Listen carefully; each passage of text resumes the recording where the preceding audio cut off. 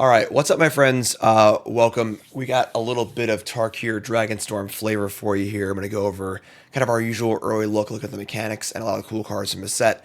I am a little, I had a procedure done on Monday, and some complications, nothing super dangerous or anything like that, but extremely inconvenient. I've been talking about it in Discord a little bit. I'm not going to go too into it, but yeah, I'm here. I'm going, though, and everything's good. And I wanted to go over Tarkir like I usually do, look at some of the mechanics of the set. We got full set review next Friday, which is exciting. 10 new brews. We got Bronze and Mythic, all the usual stuff. So look for all of that. So let's start out with the big one here in Ugin, Eye of the Storms. A new Ugin, 7 mana, perfect for Tron, 7 loyalty. Whenever you cast a spell, exile up to 1 target permanent that's 1 or more colors. If you cast a colorless spell, exile up to 1 target permanent that's 1 or more colors. So honestly, an insane ability. 7 mana here just to exile something no matter what, and then you can keep doing it over and over again, which is pretty insane.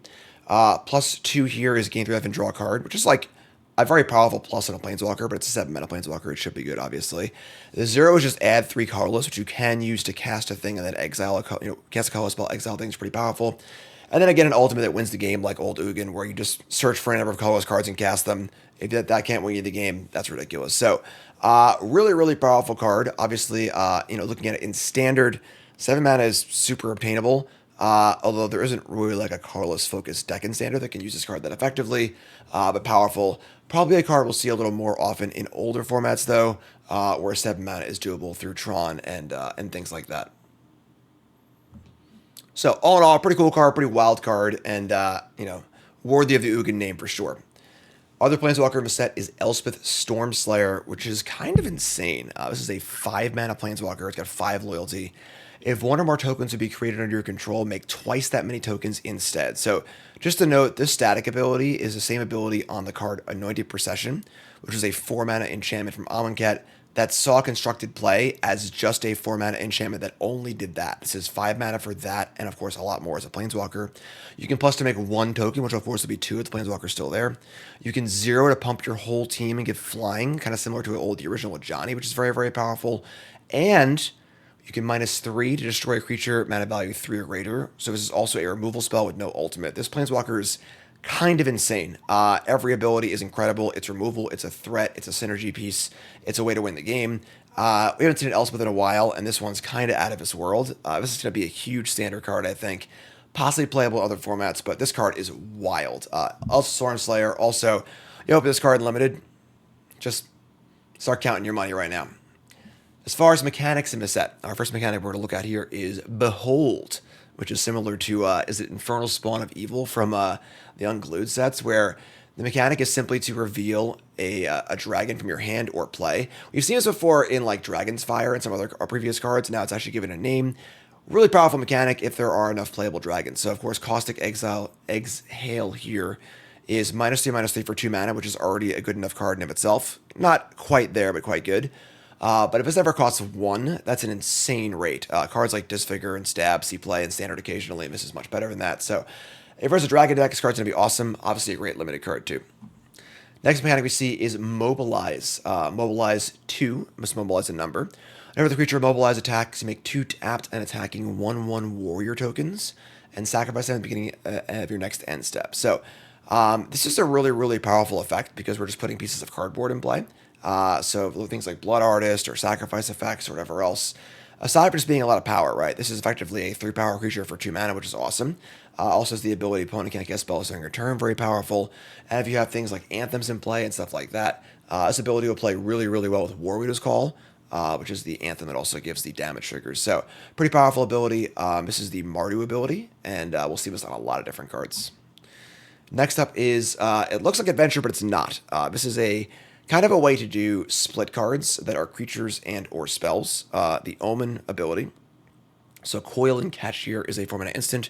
Draw 3, discard a card, which is actually really good. I believe that was Rain of Revelation from Modern Horizons. And in a Modern Horizons set, not quite good enough. But for standard, I think draw 3, discard 1 at 4 mana instant speed is actually quite good. And this is much more than that. So unlike an Adventure, when you cast this card, it just goes back into your deck. So it's not an adventure, it's not card advantage in that respect. It's just a split card. It's either a spell or a creature. The creature is a 6/7 flyer ETB bounce 2 things, which is a totally fine control win condition. This card reminds me a lot of Hornlock Whale, in that it's just like a very, very reasonable control card with a big idiot attached to it, which is pretty nice. Next mechanic is Renew. This is the Sultai mechanic, where kind of just like a flashback mechanic, where you pay a cost from the graveyard and exile this card from the graveyard and do a thing. In this case, this is a 3/3 flying Death Touch lifelink for 3. And you can pay 3 mana, exile from your graveyard, and give a flying counter, a Death Touch counter, and a lifelink counter to a creature. Pretty powerful. Obviously, you want to have big things already in play, but of course, lifelink is big game. So, pretty good body on its own. Vampire Nighthawk, eat your heart out. And then a pretty cool mechanic as well. Obviously, Salt Alex graveyard stuff. This fits right in. We're going to see this on a bunch of cards in limited as well. Going to be really good limited. Next up is the Jeskai ability. It is Flurry. And Flurry is just a name given to this commonly seen cast your second spell ability. A thing happens. This one's very simple, of course, just a light prowess buff, but there are a bunch of other crazy options here. We've seen this before, an unnamed ability, and now it has a name, which is pretty cool. Pretty fun mechanic in limited too, and obviously gets better constructed where it's pretty easy to cast multiple spells. It is second spell only. It does not scale like prowess does, but still a powerful ability. And we see here on the Devotee, this is a mana fixture for limited. There's a cycle of these. This is going to be a 3-color limited set, which is super fun, and supporting that's cool too, and these do that. And that is a Jeskai mechanic. The Teamer mechanic here is Harmonize. We see Roamer's Routine, 3 mana for a rampant growth, and it can harmonize, where you can cast the card from your graveyard for its harmonize cost, but you also may tap a creature you control to reduce the cost by X, where X is that creature's power, and then exile. So it's basically just flashback with the ability to tap a creature and reduce cost. This is pretty good, honestly. So, if I have a random 3/3 in play, I can rampant growth from turn 2 from the graveyard. Flashback is already a powerful ability. This is already actually a card that was a flashback card from back in the day. And flashback's gonna be great limited, great constructed. Kind of a cool crossover here with the Sultai graveyard themes too. It's good to see how the clans kind of cross, which is nice. Really cool art too. Next ability here is the what is that? Is it the Abzan ability? Yeah, Anafenza, obviously. So Anafenza, we see a returning legend here. A bunch of awesome returning legends from Tarkir. Anafenza returns as a mono white creature, 2/2 flash first strike, and has Endure and a number. So whenever a non-token creature you control dies, Endure 2, and that means to put 2 counters on this creature, or to make a 2/2 spirit token. Now note that Endure can be any number, and that number will denote how many counters it gets or how large the token is. Very powerful ability, right? Just making creatures is great, and you can also pump too. So going to be really powerful limited mechanic. This is the Abzan mechanic, Endure. We see other themes as well that aren't just mechanics. Of course, Teamer always cares about power 4 or greater. Teamer Battle Crier is a pretty insane card. For a 4/3. During your turn, spells you cast cost 1 less to cast for each creature you control power 4 or greater. So just this by itself makes all your spells less to cast. You have another big creature or 2 in play, things start to get crazy. Cost reduction is really, really powerful as a form of ramp, and this is a really, really good one.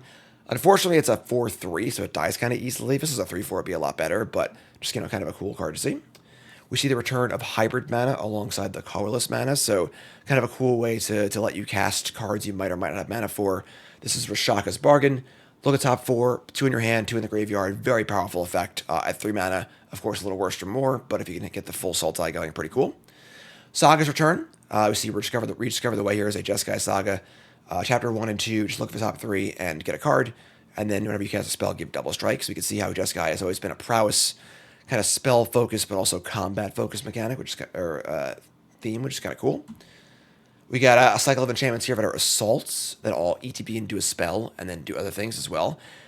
5 mana for assault, a Teamer enchantment. ETB, 3 damage to each creature and planeswalker, very powerful effect. And then also landfall, make a 4/4 dragon. So this is a pretty powerful card, kind of controlling ramping deck. It's a sweeper, and then your landfall triggers can go nuts. Kind of a card that costs 6, I think, where you want to play it and play a land immediately. But this is a powerful card. Hard to find a home for 3-color cards, but definitely a really, really powerful one. We also see Return of the Sieges, this time in multicolor. Frostcliff Siege here is 3 mana for an enchantment. And when it ETBs, choose Jeskai or Teamer. Of course, this is a 2-color siege that would slot into 2 of the clans. Jeskai says whenever 1 or more creatures deal combat damage to a player, draw a card. And Teamer says whenever you or creatures you control can plus so and trample and haste. That's very powerful and kind of cool. It's good on both sides of the ball, where it's good early to give your things haste and then good late to draw cards. So pretty powerful card. Not sure if it's powerful enough compared to other options, but kind of cool to see these modal sieges. They're pretty fun cards before, pretty fun now. Speaking of sieges, Siege Rhino returns here in Skirmish Rhino, a mini version of Siege Rhino. 3 mana for a 3/4 trample, ETB drain for 2. Few numbers and a mana off Siege Rhino. This card's pretty good. Stat line of 3/4 is really, really good. The life gain's great, trample is great. If there's an Abstinent deck that wants this card, this is definitely constructed playable and a great limited card. We also see a cycle of Mythic Dragons. Uruni, the Song Unending, is the Teamer version. 8 mana for a 10/10 with Pro White and Black, which is kind of huge, because those are 2 huge removal spells. Removal spell colors in Standard. And when an ETB deals X damage divided as you choose among any number of creatures or planeswalkers opponents control, or X the number of lands you control. So this is very similar to Dragonlord Tarkir, just a little bigger and a little more powerful for a little more mana. Hard to kill too, but really, really powerful effect for some sort of ramp deck. We also see the return of more characters here. Surok. This is the best Surok. It's not even close. 3 mana for a 4/3. Can't be countered trample, and has the that 1 mana enchantment ability where if your opponent targets your stuff, you draw a card. That's huge. So you play this, and they just kill it, and you draw a card. An amazing exchange, good rate. Surok's kind of awesome. So DC returns also. Region of the Mire, 2 mana for 8/1/3. Tap, sacrifice creature you control, mana value X other than DC, and you get a Birthing Pod back creature from the graveyard. It costs 1 more than that. Cheap, powerful, kind of hard to use, but cool to see these a little bit of throwback nostalgia here. Pointless nostalgia. Speaking of nostalgia, we see a return of Regrowth, a card that is literally restricted in Vintage. And we see a lot of these effects kind of, we can only get back permanents, or can only do this, or only do that. This is just Regrowth at instant speed for 2 mana, which is honestly not that powerful because it's restricted in Vintage because it gets back Recall and Black Lotus. But still, the most powerful rate we've ever seen for this effect. Also being instant is huge too. Really cool art too. I like this card a lot. We see some fixing in limited. Of course, this is going to be a 3-color limited set, so it's very, very important your mana base's function. There's a cycle of Monuments. 2 mana for an artifact. ETB search for one of the 3 colors of the clan. And then do something else. 6 mana, sack this, make a 5/5. This card's great. Just 2 for 1. Mana fixing, makes creature. Again, awesome art. Love the art in the set. Really, really cool. Whoa. Crater of Behemoth is in the set. Sure. Obviously, an immensely popular commander card. Sees a little play constructed. Just an absolute banger. And here's a reprint. Adds a little monetary value to the set. Probably won't affect Standard too much, but there you go. Get some money there, which is kind of cool. Here comes the money. Speaking of money, special guest is going to be the enemy fetch lands in the special guest slot, which is pretty exciting for, again, a little more value in the set. These are already on Arena, obviously, and available. This just not change legality at all. But the legal unlimited, and there is a landfall card too, which is kind of fun. And we also see the ultimatums in the bonus sheet, which are going to be insane and limited. 1 in every 100 packs, something like that. But pretty cool stuff. So that's my preview. Again, sorry I'm a little low energy. I'm still recovering from. Ask me on stream, I'll tell you about it. I'm not going to go into it too far. But so I love you all. Make sure you like, comment, subscribe. Look for the set review coming out. That's going to be happening on the. I should have this ready to go on the 28th. 10 New Brews will be on the 2nd, and then, of course, Bronze Mythic Premiere will happen after that. Going to be awesome. Make sure you like, comment, subscribe, support the content. I love you all, and I'll see you soon.